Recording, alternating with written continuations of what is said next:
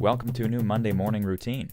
It's Coffee with Strangers with Kelli Lemon. Hey, it's Kelli, and today I'm downtown at Greenleaf's pool room to grab coffee with Enjoli Moon. Enjoli runs the brand over at Croacker Spot, and she is the founder of the Afrikana Film Festival, which is exposing Richmond to some dope Black, African, and minority filmmakers.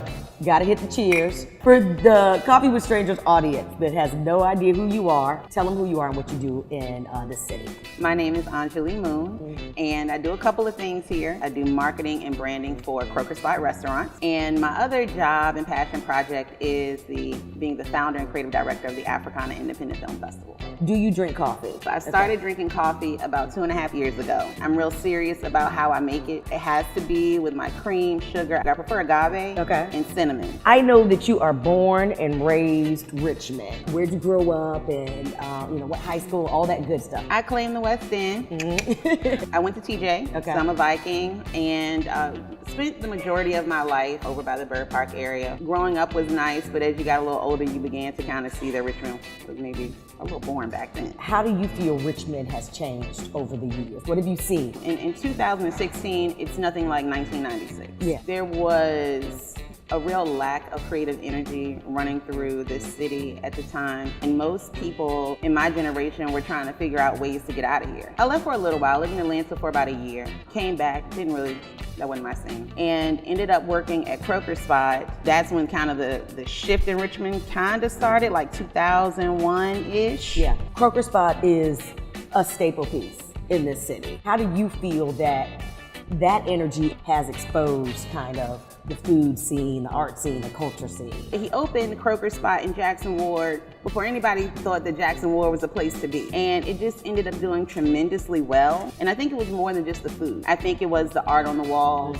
I think it was the ambiance, the warmth that you felt when you came in. To a certain degree, it was a microcosm of what Richmond has become. It's becoming a space of real cultural diversity. Being kind of raised under that pretense really helped to inform who I am today. Real quick, today's episode is sponsored by Richmond Grid magazine. The new issue is out, so get on over to wherever you normally grab Grid and pick up a copy. Where do you live, but don't give your physical address? I don't live in the city currently. I used to live in Northside, had a house over Northside, lived there for a few years, totally loved it. My dad had an aneurysm, so I'm staying with him right now to kind of help out. But I spend all of my time in the city. Hip hop culture knows who your dad is. Older Richmond knows who your dad is. My daddy is August Moon. In his heyday, he was indeed a social activist, made a lot of noise all up through and around this city.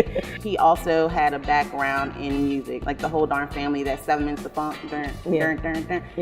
He was executive producer of that track. Let's talk now about how you have unexpectedly introduced Richmond to this new film industry. What is Afrikana Independent Film Festival? Afrikana is a film festival dedicated to showcasing cinematic works by and about people of color from around the world. We place a special focus on the global Black narrative. We are really dedicated to finding well-crafted, high-quality stories on film and bringing them here to Richmond, bringing the filmmakers here, but then also understanding that in the indie film world, there's this huge Black indie film world that a lot of people don't know about. Yeah. Are you single?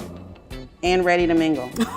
Where do you go out in the city? It's challenging to get to some of the things that I would like to go to, but when I do, Feast RVA is really nice. I like the idea of being able to make Richmond a more interesting space with my $25 ticket. You know, for $25, you actually get to have a say in a business that will start in this city. Last 3 places that you ate? Asado's, Quirk, Don't Look Back RVA. Yeah. I'm about that. I'm down for Citizen Burger. The Roosevelt is nice. I like Sabrosa's stuff over there. Alamo Barbecue. Fall 2016.